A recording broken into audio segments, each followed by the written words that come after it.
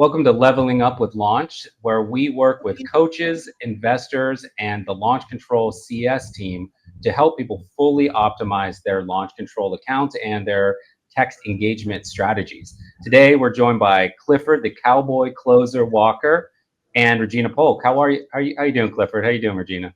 Ooh, doggy. I'm doing phenomenally well. I want to just have that recorded as a soundbite, and anytime I'm just getting a little like tired and don't have the energy to finish my day, I'm just gonna hit a woo doggy, perk myself back up, and get back to my day. Come on, I'm telling you. So I'm really excited to have both of you guys here for this process. Clifford, you're like I said, you're one of my favorite coaches in the distressed property market, working with people. You're very hands-on. We were just talking about you putting together more live events, in-person events for you and your followers, which is great. Regina, you chose well, and so we want to just connect with both of you and see if we can really get this launch control account dialed in and producing a ton of deals for you. Sound good? Sounds great. All right, awesome. Well, let's start with goals. Right, like when people come in for launch control, come in and start working with launch control, one of the first things that we ask them is, what are the goals for your business and how can we help you get there, right? So what did you two talk about in terms of your goals, Regina, and what you want to accomplish out of your land investing business? So we talked about me building out a portfolio. Want to be able to do some buy and holds and some flips.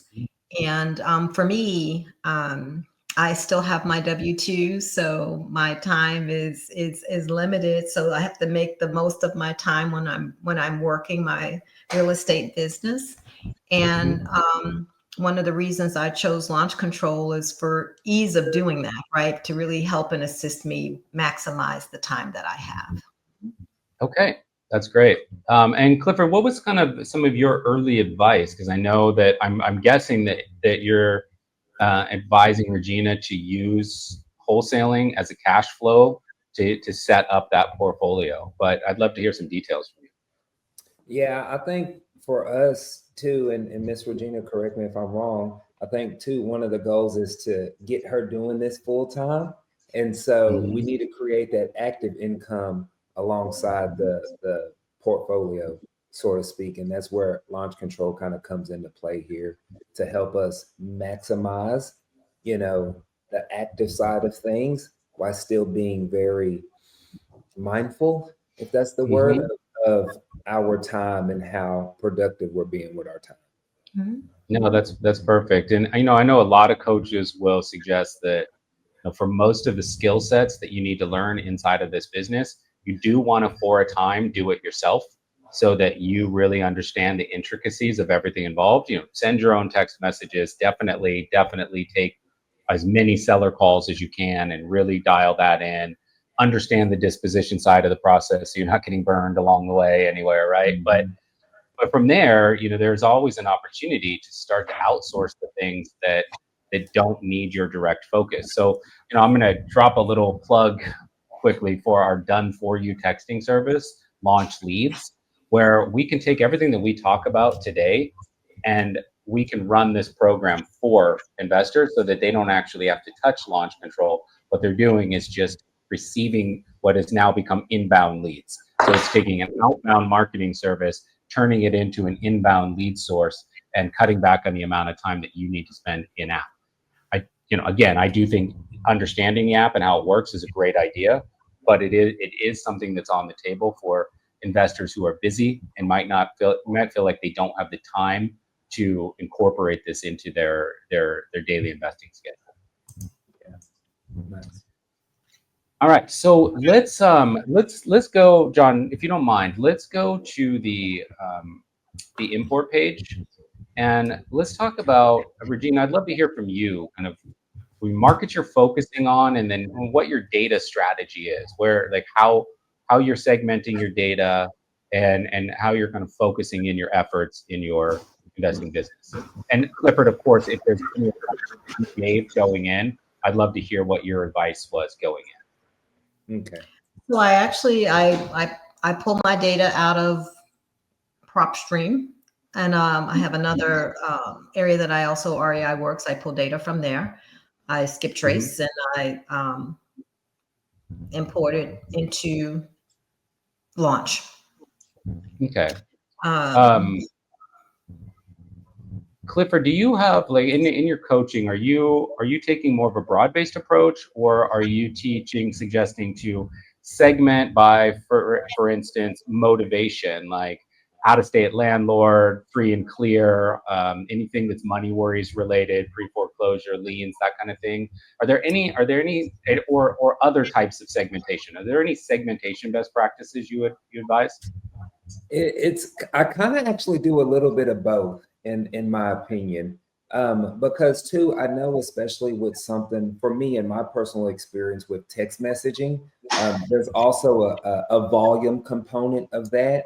And so I do believe that sometimes newer investors can niche down too much to where, okay, now you only have a list of 200 people. Well, you're going to go through 200 people in 30 minutes. Right. And Yeah. so, yes, I want us to pull, the probate, the pre-foreclosures, and some of those, niche lists where there's an obvious problem right there on the surface.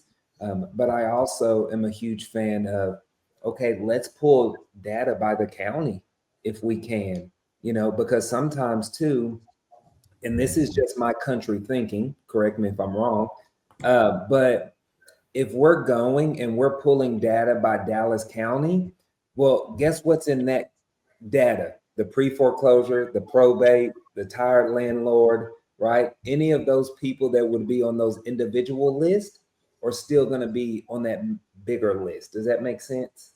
No, it makes perfect sense, and that's actually the point at which we suggest you start with your segmentation, right? Because aside from really knowing your area and knowing how to talk about certain parts of that market. So, for instance, like if you know a house is in a particular neighborhood or a particular area of town, and you can reference areas in that part of town, or you can show kind of local knowledge, there's some of that you could potentially put into data segmentation structure. But as an easy first step, like you said, it's going to have pre-foreclosure, it's going to have out-of-state landlords, it's going to have anybody that's in a high equity situation. Now, if you even take that simple segmentation group, what that's doing, Regina, is it's filtering down to different owner profiles. It's telling you who you're going to be speaking to when you do get to discovery call, right from the beginning. Because when Clifford, you and I have talked about this. This is always about solving someone's problem, right? Like, you are there to solve problems. And if Regina, if you know going in that everyone in your batch of 150 messages has some level of money worries, right? They're in pre-foreclosure or getting near it. They've got liens on the house. They've got back taxes they owe. They've got money worries, right?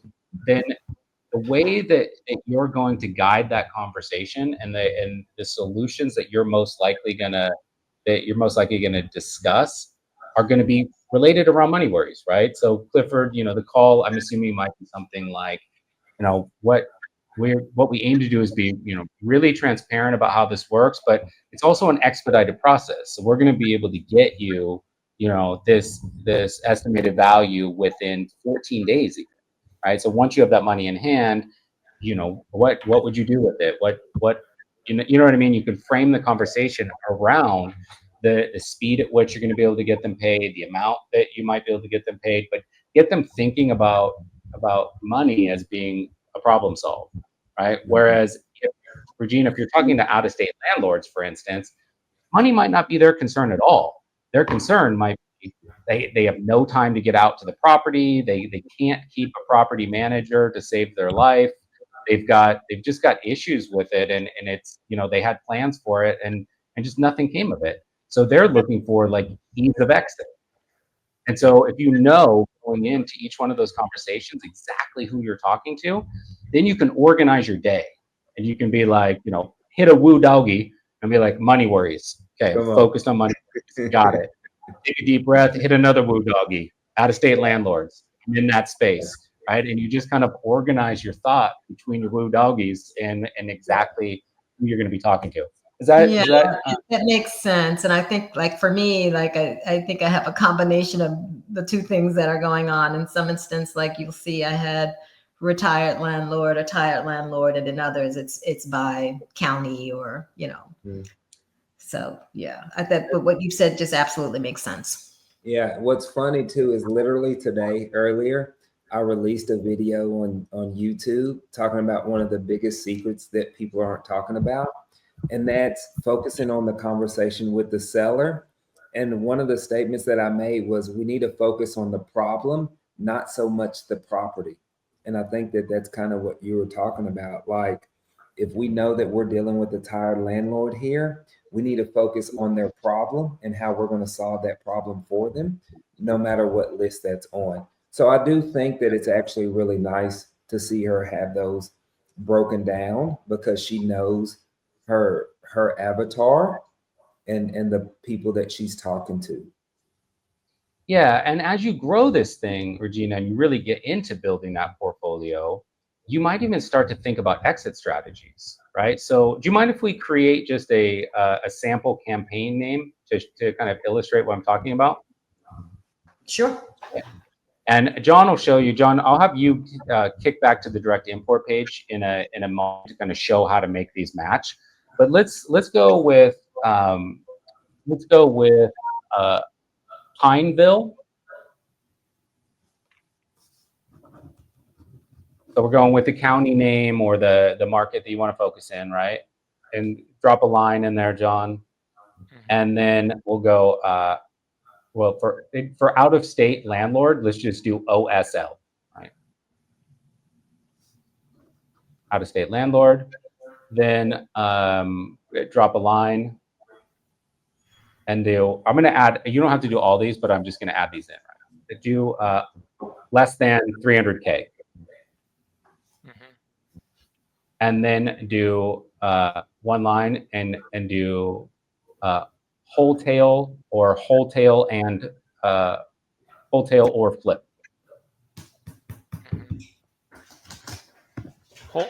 flip? Wholesale, TIAL. Okay, so now, like, we go in. Let's say you've been doing this for a while now, right, Regina, and you know your markets pretty well, and you know some of the neighborhoods where you'd love to be able to get in as a portfolio owner, not just as a wholesale deal, right? So you start to put that into your outbound strategy, knowing what your exit is going to be. So you know that in Pineville, you're looking for something that is potentially, well, something about what their motivation is. So in this case, out-of-state landlord.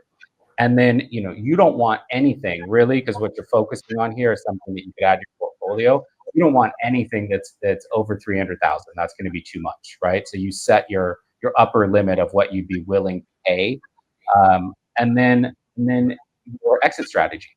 So in this case, you're not going to hold on to this one. You're not going to set it as a rental, but you think there's a real opportunity to either gussy it up a bit and wholesale it, or actually drop a little bit of money into it and flip it, but it's going to be part of a new exit strategy for you, right? And then you could have another campaign down that's in the same area that is Pineville, pre-foreclosure, or money worries, whatever you want to call it, money worries, and then wholesale, right? So again, going into this conversation, just by the data that you put into these campaigns, who you're talking to, and when you get there, potentially what your exit strategy is. Because Clifford, how would you change your conversation, for instance, if you knew going in that you're having a wholesale conversation versus a conversation where your actual exit strategy, if it works out,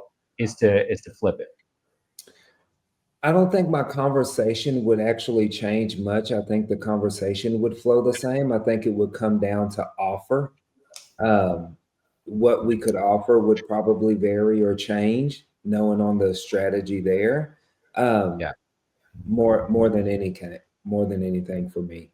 Yeah, I agree. And if you know that going in, right, then Regina, you're framing in your head, you're not looking at getting your margins change, right? You can offer a little bit more. And if you know that going in, then it basically what it eliminates is, well, let me get back to you, right? Or at least somewhat eliminates the let me get back to you, because you already have a framework in mind of what you'd be willing to pay and what the value of that place would be as something that would be a wholesale versus you need to make your wholesale margins. So now I kind of have a practical, I don't know if it's a practical question, but a tactical question, so to speak. So if she was to do this, and I actually kind of like the idea of this, honestly, more so for her rentals than Mm-hmm. even the flips, because that's Sure. what that's the end game. So would she filter her data based on what, let's say, for example, whatever her data provider is saying that, hey, this is the ARV on it, is she going to filter it that way and then upload it, or just filter it by, that zip code or county or area that she's looking for? Am I making sense on my question? I'm just trying Yeah, to. no, you are. And I think the common denominator here is that we still want to get a deal, right? We don't want to pay market value for anything. We still Oh, want to get a deal. It's just a question of how much of a deal can we get, you know? And so, like, I'll give you just a simple example, right? Like, if somebody's in pre-foreclosure, they've got a ticking clock. Like, they need to make a decision right now, right? And so in most cases, in most cases, you're probably going to go, unless like you look at the property and you absolutely love it, you might just go with a wholesale deal in that particular case, right? Whereas if you're looking at somebody who's high equity or even free and clear, and the property hits some distress factors, but not a lot, like you'd be able to pretty quickly fix it up to be a rental, you're going to change that conversation, right? And you're going to approach it in more of a nurture fashion. So it's a lot of times it's like you can tell a lot by the data on whether they need to make a quick decision, and you can also often tell a lot based on just likelihood of it being easy to fix up, right? So another example, zombie properties, you're not going to turn a zombie property into a rental. They're just going to need too much work, right? yeah, Like, so you're much more likely to flip that, either flip it or wholesale it, right? yeah. Okay. So I would say it's you and Regina kind of looking at the data and exit strategies, and then coming up with a strategy of how you want to approach it in terms of potential exit strategies. And then what John and I will both tell you ad nauseum, A/B test everything, right? So like if you want to run like in Pineville, I would suggest taking a portion of that data and running it as an exit strategy rental, and then another portion of that data and run it as exit strategy wholesale, and just try both ways, because look, worst case scenario, you get a wholesale kind of deal in place, and or an offer out there, and then while you're looking for a buyer, it hits you that this could be a potential rental. Mm-hmm. So you just take it down that way instead, right? Like that's just you choosing not to double close. The seller's never going to know that, right? So Yeah. it's really you making that, like, Regina, you taking a property to Clifford and being like, look, I'm on the fence about this one. I really don't know. I've got a good deal. I've got a good number from the client. I really don't know if I should wholesale this or if I should consider this as a potential rental. And then you two, as real estate investing pros, put your heads together and then decide on the exit strategy at that point. Yeah. I like it. Cool. John, anything that you wanted to highlight in the direct import, on the direct import page before we move to inbox? Well, on the direct import page, I would just say you can also start by segmenting, straight from the direct import area, just narrowing down your lists and breaking them into like pieces based on like what is it, the ballpark of what type of property owners or what type of properties are those. Obviously, these are kind of so to say micro lists that have only a few hundred prospects, but those can be part of obviously of a larger campaign already created, a segmented campaign list, and you can add more of those to that kind of campaign. However, certain lists that are maybe getting like too big, you don't want to grow lists bigger than 5,000 prospects for sure, especially because you very likely are going to have a couple of different property owners and types of properties also within that same list. So you'll learn as the time goes by how to segment it, why is this going to be valuable to you, because you will be able to track the results from every segment that you created, and that's going to tell you what to focus on more. I also want to say that certain, thing to avoid is when you're uploading the list to avoid uploading landlines and DNCs as well. I remember meeting with you, Regina, on a couple of other previous occasions. We might have touched bases on that as well. But just, as a reminder, because that's something that our users usually skip on. Our system will be able to help you recognize all the landlines and DNCs from the list that you import. But the goal is here to actually import the maximum number of mobile phones per prospect so you can reach out to actual numbers, because we cannot text landlines, we cannot text DNCs. So we want to focus on mobile phones in particular. Um, if you get some landlines, if you do some cold calling on the side, our system has the option to download only those, so you can call those few. So it shouldn't be thousands, it should be just a few of them. So you should be having technically more mobile phones than landlines showing in this area over here. You can do that by importing, when you are importing the list, you have ability to import 3 phone numbers on launch control in each list. So you have these 3 columns. These should be populated with mobile phones only. So that's kind of the golden rule to kind of help you maximize the outreach and chances to actually reach the right owner of the property.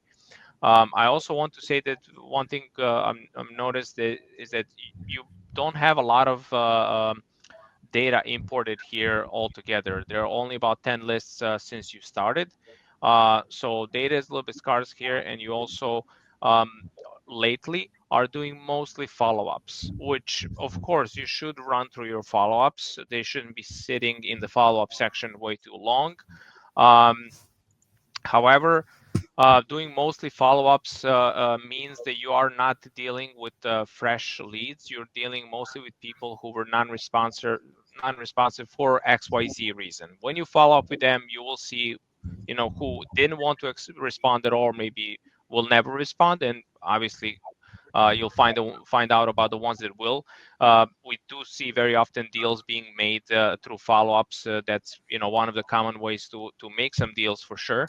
But other than that, focusing only on follow-ups is not going to grant you a perfect lead flow. Getting some fresh data imported and texting some fresh leads is crucial for texting, especially because whenever you're following up, you can see that your delivery rates are actually great. So that's one thing I can say, that your data, even when you're following up, is not dropping that much. So it's good, but your response rates are definitely always going to be expected lower on the follow-ups compared to the initial messages that you're sending out.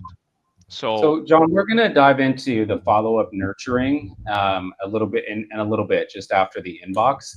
I'm glad that you highlighted that, though, because it's important in terms of both nurturing and, Clifford, it's important for consistency, and Regina.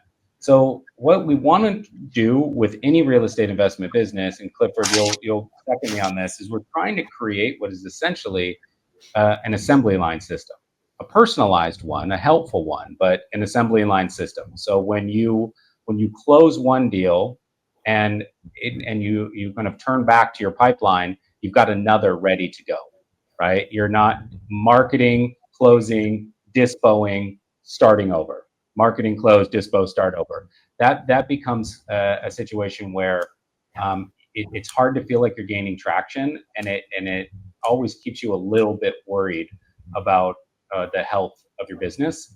Whereas if you can have a consistent influx of conversations, a consistent influx of deals coming through your pipeline, then it really feels like a established and profitable business. Would you agree with that, Clifford?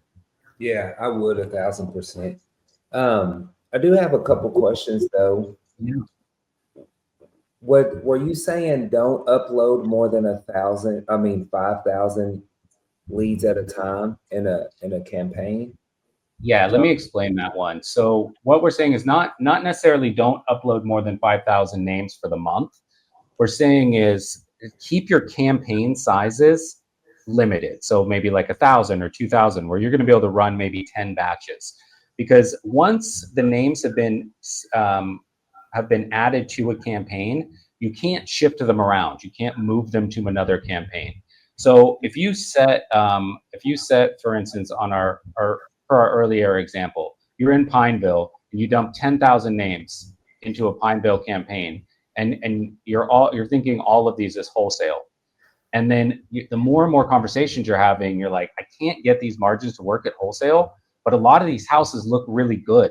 Like, I feel like I could wholesale a lot of these. I feel like I could potentially like work with, we've got partnerships with some disposition companies that will buy at lesser margins, where you could maybe sell through some of these disposition companies and do a higher volume.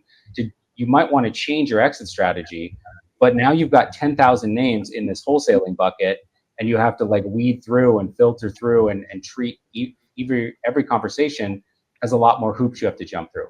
Whereas if you just ran those 1,000 names first, got a really clear profile of what the response structure is like and who you're talking to, then you can reassign that other data that you're sitting on to a more appropriate campaign. So again, you're focusing your day. Does that make sense?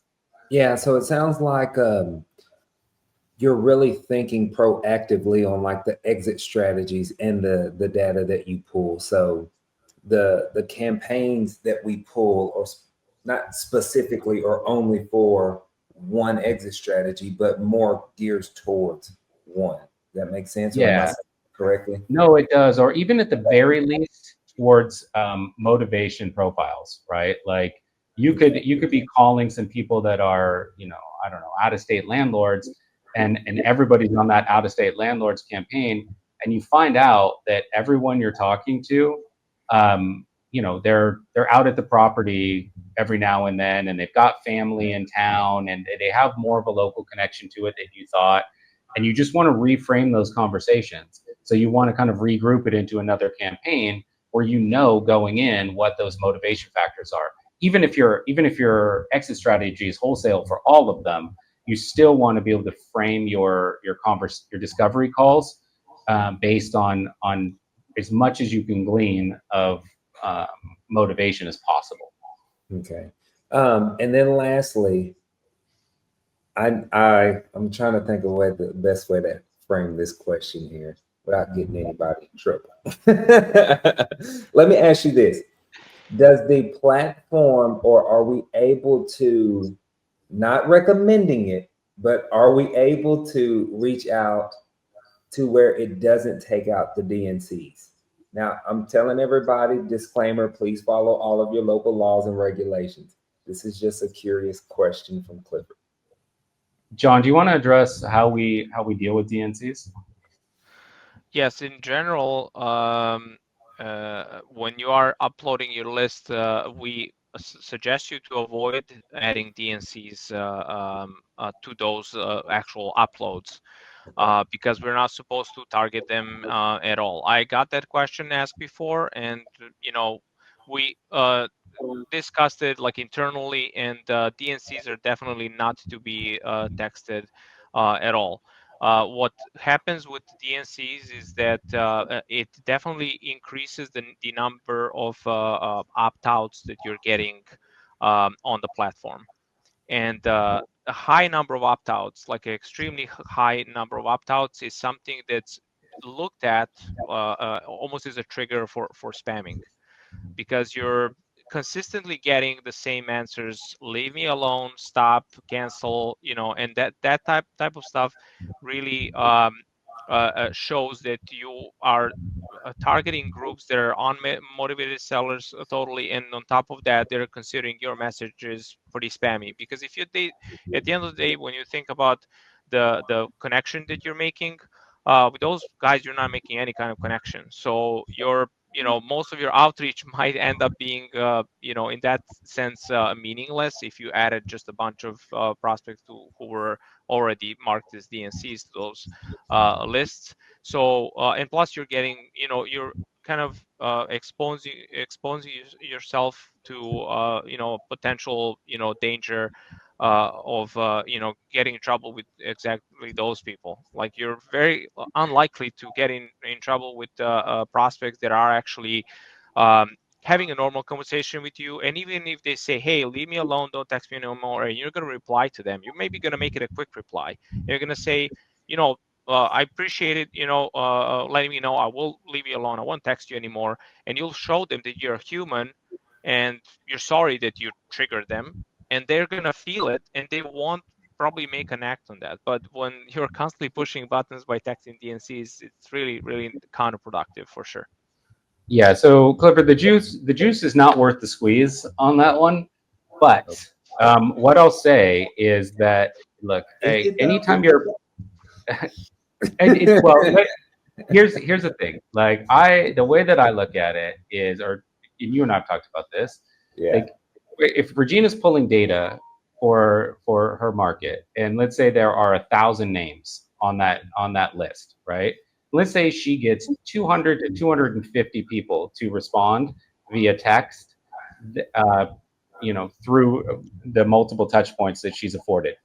That's still 750 people that did not respond via text. That doesn't mean those 750 don't want to sell their house. It just means that they weren't highly responsive to text. So if you just look at what's on screen, there's a couple of different strategies here just based on what's on screen. So landlines, you can export those landlines, and don't get intimidated by the number 3,000, right? It's really more a question of, Regina, do you have time to call 50 in a week? Right? Can you cold call 50 people per week from that list? Because if you can set a target for yourself that's achievable, then Clifford, then you can track the metrics, right? So let's say that Regina makes 50 extra phone calls a week from that landline list, and she nets one extra deal a month from those efforts. That one extra deal per month is worth $25,000 net for her business, or an additional $300,000 year over year for her business, just by making that extra touch point by calling landlines. There are 415 names in the DNC. If she sends them, those 415 people, which is a limited number, a direct mail piece, and that direct mail piece leads to her website as a first point of contact, and that website has a text opt-in, and they opt in, DNC does not matter, because they just requested information from her, and she has their marketing permission. She has their permission to market to them, right? So she's using the DNC list, another marketing channel, which hopefully ends up right back at text anyway, but this time with written permission to do it, right? So there are tons of little pockets of strategy just on this page that anyone can employ to get those extra deals. And like I said, like, one extra deal per month for making those 50 calls equals 300,000.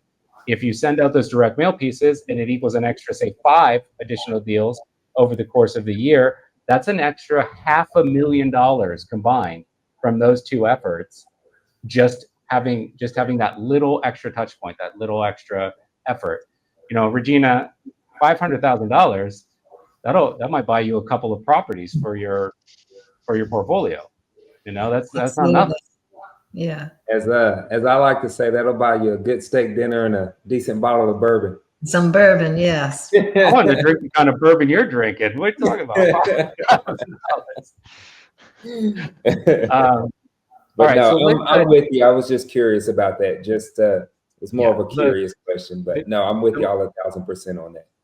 The more, like you said in the beginning of this, that there is a certain volume element to text, and there is. right? Like you're doing outbound. But the more strategic you can get and the more angles you can find to add in an extra touch point or two, the lower the volume you actually need to do gets, because you just have a higher conversion percentage, right? You're getting more people to discovery call.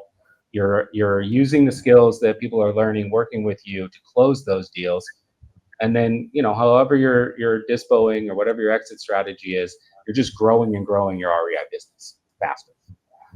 Nice. If I may just add to that, rather than focusing on DNCs, and that goes for anyone coming on the platform, it's better to focus on collecting some niche data and start uploading fresh lists exactly at this time, because spring and summer are really a high time for selling and moving.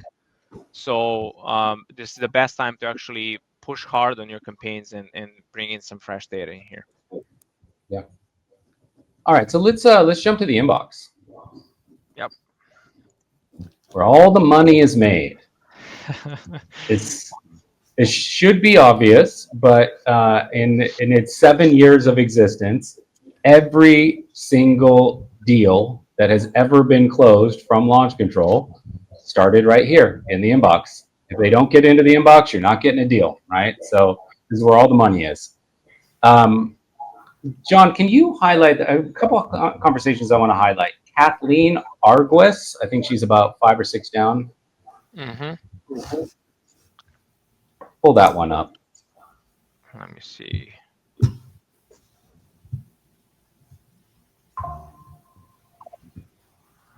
It might be easier to do it through this search. It was pretty close to the top. It was just after Elaine Reed, just above Jeremy Tidd. Mm-hmm. Oh, there it is. Okay, cool. So I want to go over a couple things. We're gonna. This is a bit of a tangent because I was gonna hold off on talking about your follow-up campaigns, but this is an example of a follow-up campaign being being effective, but I think it could be quite a bit more effective, right? So if we look at the 3 messages that were sent, right? So you sent these 3 messages. The second and third message were follow-ups to a non-response, right? And then they finally got into the inbox. So your first message is just showing interest in an upfront deal for their house, right? When they didn't respond, you said, "Do you have any questions about my last text? Let me know. I'm here to assist." They didn't respond to that. And then finally, you said, Faye again from PC Partners, we're exploring new opportunities in your area. What about yours? ? And then the response from the homeowner was, "Are you asking about my home?" Right? Now, it was effective in the sense that it got them into the inbox, but we probably could have gotten them into the inbox sooner by being less vague. Right? They were confused at the point that they responded. Yeah. Yes, I agree. And so what I find, it's very hard to be less vague when a lot of the buzzwords that you might normally use, we've been kind of directed not to use, right? So I find it a little bit challenging. So Clifford, what I think would be an interesting, I'm not trying to give you homework, but what I think would be kind of interesting for all of your students who are using Launch Control, and look, if you've got great ideas off the top of your head right now, let's do it. But just as a kind of a strategy homework, you think about these follow-up campaigns. Most of the words that are blocked, Regina, or filtered out by the carriers are filtered out for the kind of messages that you would send for your first message, right? Like cash offer, properties, things that are really about that first touch point, right? But when you think about when you go into a discovery call, Clifford, what are some of you'll be able to answer this off the top of your head for sure. Like what are top 3 kind of value props that you would talk about in a discovery call? So speed of transaction, working with title companies. What are the value props that you usually kind of try to highlight? When talking to a seller on the first time, there's actually like 4 things I want to get: why they want to Okay. sell, how soon they want to sell, price, obviously, and then, status of the property. Is it vacant? Is it, owner occupied, tenants in there? So it's Yeah. those things that I'm trying to get out of the conversation, especially on my first call with them. Okay. So Regina, the what you're going to go through in your discovery call is often the answer to what you want to drip in one of these messages, because there's a big difference from saying, like, hey, it's Regina at Green Street Properties. Here's more about Green Street Properties. Go to our website. Like that kind of, like, you don't want to be that forthcoming in terms of like, look at us, look at us, look at us. But you can be very forthcoming in terms of, this is what we do, this is how we help. So if the second message says something like, if you haven't had any conversations with anyone that does a direct purchase, the way that it works is, we don't go through agents, you don't pay any commission. We would work with a title company, so you have third party protection, but we're able to get you paid in less than 30 days.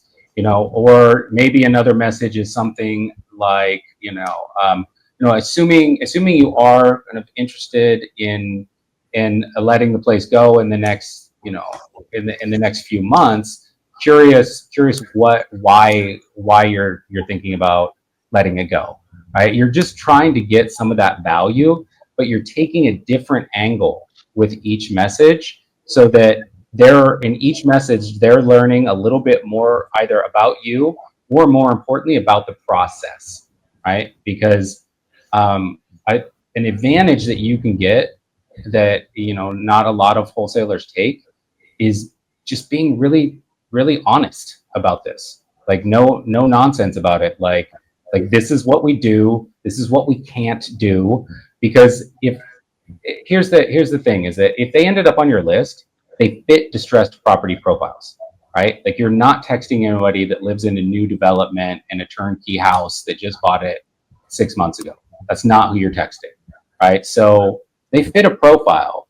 And so it's just getting them to kind of admit that they fit to a profile, right? So the more honest you can be, the more forthcoming you can be about next steps and that sort of thing, and just drip that out, the more likely you are to get a trust-based response, right? Instead of a vague, wait, is this about my house, right? Yeah, that's helpful, because I was always under the impression, even on the follow-up responses, that until you get them on the call, that you shouldn't use any of the words that might flag you. So it's helpful to hear you say that you actually, after the consecutive follow-ups, Yeah, you can have that kind of discussion.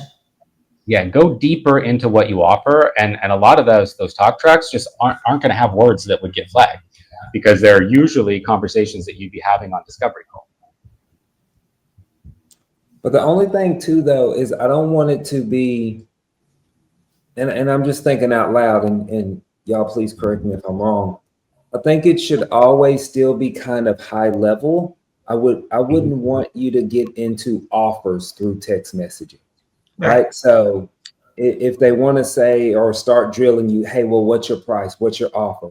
Well, that's something that we need to discuss on the phone call. And then we want to, or at least for me, I definitely want to take that, and highly recommend taking that off of text, and let's have a phone call about that.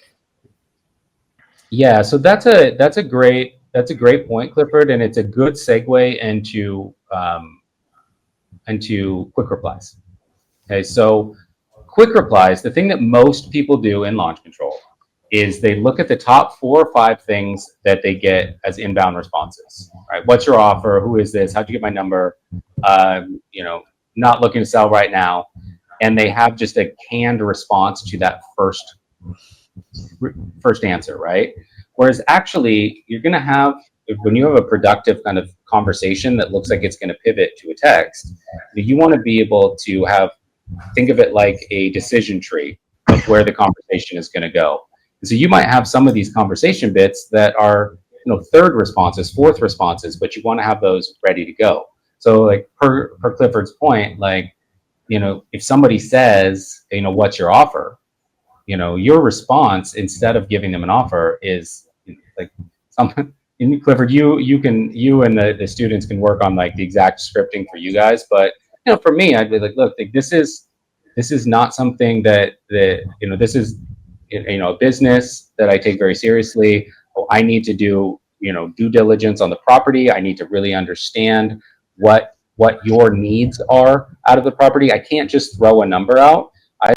When I give you a number, it's going to be a number that I'm very, very confident is a number that's going to be doable for both of us, or it's going to be a number that's going to be a fair number for both of us. And you're basically leading with professionalism, right? Because a lot of times they're baiting you with that. You're going to say something like, well, I could give you, somewhere around $100,000, and they're going to be like, I want $500,000. Stop. Right? It was really almost just like a little test to see if they could get you to bite. So, I would lead with professionalism there, and make them be serious about it. If they do want an offer, they have to talk to you. They have to give you some details so you can actually frame a real offer, not just something that you throw out because of what you see on the screen. Yeah. I like it. I think this gives us some pretty good takeaways to focus on breaking down the campaigns into smaller segments, 5,000 or less, even kind of looking a little further down the future and say, hey, let's look at or get data for, potential rental opportunities, potential flip opportunities, because I actually know that's something that y'all are wanting to dabble with, so we can look at data there. We'll stay away from the do not call list. But even think about, hey, how can we touch them or reach them at a different angle and say, hey, I actually think that Michael's example was spot on. Like, could we call just 50 people, off of this do not call list and track those numbers to really see if that's going to help move the needle? And I think it will. And then create scripts for the text, kind of play around with some of those intro scripts there. Yeah. Clifford, one thing I do want to make sure that we get to, if everyone is okay staying on for a few more minutes, because I definitely want your advice on this one, if that's okay. Okay. Let me text. I have another meeting that starts right at 2:00.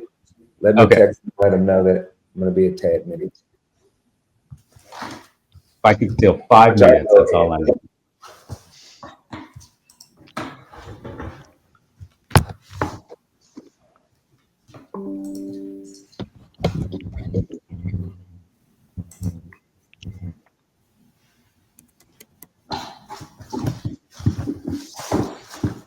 Regina, has this all been helpful, or are we overwhelming you? You are not overwhelming me. It's been very helpful. Good. Mm-hmm. I'm with y'all. Go ahead. Okay, so Clifford, I noticed on a couple and Regina, I noticed on a couple of the conversations in the inbox, we got this message, some variation of good morning. When's a good time to have my manager call you?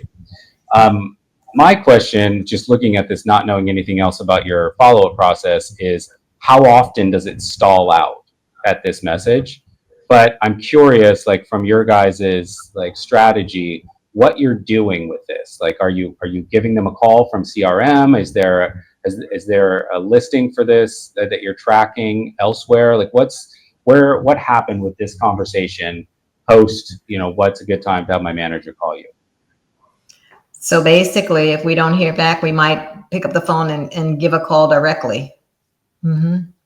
And I will tell you, lots of times we've had, we'll make a phone call and it'll go right into voicemail, or we just don't get a connection. Even when they say that they're ready to talk, we don't always get a connection. So, yeah. Mm-hmm. So Clifford, like, in terms of making sure that they get, I know Regina's time is limited. She's still working W-2.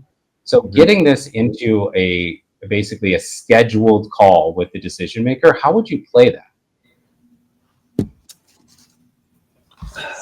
I think for me, it would be just honestly asking Nate, who's the decision maker that we need to talk to about the property, and in that regards there, or who's the best person that we can talk to about the property. Okay. Because I'm wondering too, like in your, what CRM are you using, Regina? Do you have, Podio. like, you're using Podio? Mhm. But you haven't connected it, I think. I haven't connected it. No. Okay. And do you have a scheduling tool with that? Like people can grab a time on your calendar? No. Okay. Because I'm thinking, like it's a good chance that this stalls out because we have to wait for them to respond to say what good time would be. So, a couple things that I would suggest would be maybe obviously make the phone call, right? And then when you make the phone call, have another quick reply in here that says either, my manager just tried to call you, number ending in 879. She wasn't able to get a hold of you. What's a better time, right? And you're just keeping this thread open. So anytime you take an action off thread and they don't answer, ping them here as well, right? So that, because you know that they've responded here. And then I would even consider, like, even if it's done through text through your CRM, of having something that they can schedule a time with. So, even if your message here is, hey, my manager just texted you from her direct number. She said she included a calendar link. So, grab a convenient time with her. I know she's really looking forward to talking to you about the property. And you have that as a quick reply here, right? So what they're seeing, even if it's you doing all of this, what they're seeing is a coordination between a team, and they're connecting the dots. So now they understand that number that they either didn't answer via phone or text, they now understand that it's you. It's a conversation that's already started, and they join that together. It's like, oh, this is one company trying to get a hold of me. I see, right? And so you're able to kind of connect the dots for them. So I would put in that dot connecting system that keeps this open as a thread, but also eliminates this getting too stalled out at this point. Okay. Makes sense. If I may add just something to this conversation too, is that you did get a response that was sort of leading somewhere. You got a positive response about having a discussion with them, but the response in certain times with certain prospects, it just comes in a little bit too late, and it should be kind of pushed a little bit closer to the time. The best time is really right away. Asking them this question exactly after they wrote you okay, because really the best John, time let me jump in really quick. Clifford, from here, we're just going to do a little Q&A session with Regina. John and I can handle it. If you got to jump, go ahead and jump. But we're just gonna wrap up with her. So no worries if you got to go. Okay, yeah, I sure will. And Miss Regina, I'll get with you too, and I'll work on some scripts on our end that I think will be good, and I'll share those with you too. Awesome. Thank you. Awesome. Appreciate y'all. Bye. Thank you, sir. Bye. Thank you. Bye, Clifford. Clifford. Later. All right. Sorry to interrupt, John. I just wanted to make sure. Of course, absolutely justified. So yeah, just wanted to say the best time is really to respond to them right away. They were holding their phone, probably hoping for what's the next step, and then your step comes in 2 days later, which is for some prospects it might be just a little bit too late because they already forgot about it. Maybe someone else got to them before you got to respond the next time to make that appointment to call. So same goes with this gentleman right here too. There were the response came in also a little bit later. It might be about the timing too. Not sure if that's the culprit to that, but absolutely, like the answers back to them and push for those phone calls or further discussions should come in like right after they respond to you. That was something that happened on multiple occasions, and was something that stood out to us for sure. This will go back to what Michael said, right, in terms of putting the note in here. So in most of these examples, phone calls have been made. It may not show it here, but phone calls have been made. You And can add a note as well, like yeah, just adding those notes. And if you need to set a reminder for future calls, you can definitely do that by, setting those reminders. I know you already did that before. So you can definitely do that again. And if you had a conversation with someone, I definitely suggest you to start using tags as well, because Hmm. this conversation right here, you could easily tag with specific, wording of your own regarding the situation you had with this user, so that later on you can come back to it because it was something that was worth revisiting. But like, unless you really name it in a certain way or tag it, you won't be able to really find narrow down those conversations that needed a special type of nurturing, not just regular nurturing, but a special one. So these four come by default from launch control, and you can go here to settings, then tags, and then you can go and create I'll some new create my tags. own. Yeah, Yeah. four of them come here by default from launch control, and then you can add up to 10 more to this, and they can be Okay. all different colors, obviously different names, to kind of help you with navigating those conversations. Okay. um, Yeah. So, like for instance, if you had a one that just said push to call, right? And so anybody like the leads that we looked at that you know that you're calling through your CRM, and you tag them as push to call, then in the morning you can come in and before you send out any batches, look at all the leads in launch control that you know you push to a call, just to see if you want to try re-engaging with them again here, right? So you filter for that push to call tag. Any of those conversations in your inbox that have been labeled as push to call will populate at the top of the inbox. And then you can just quickly go through them one by one and see if there are any kind of in-app follow-up that you want to do, or if you just want to leave it in CRM. But you're still keeping this as an open thread, right? Mm-hmm. um, One more thing, just a quick one. With this particular prospect, I pulled it out because there was a conversation, and you did push them to nurture the conversation. But however, the question that you asked, the last question was like if they would be okay being followed up at a later time. You can do it manually. Maybe that's part of the process, like how you want to do it. You want to do it manually, but over time you will build up a lot of these similar conversations, and it's gonna take toll on your time management to actually follow up with all of them manually. So rather than keeping them in this nurture status, it's better to put them, right away and find a proper drip sequence for those. This one probably would be, well, not ready to sell, and it would start maybe 30 days later or 60 days later when the first drip comes out. Okay. All right, so that was a lot, Regina, but hopefully, a lot that was helpful and start getting you, a lot more money coming out of the system. Anything that you wanted to ask that we didn't cover while you've got us here? No, I don't think so. I actually had a call with Michelle the other day, and I got a lot of my questions answered. Okay. I don't think so.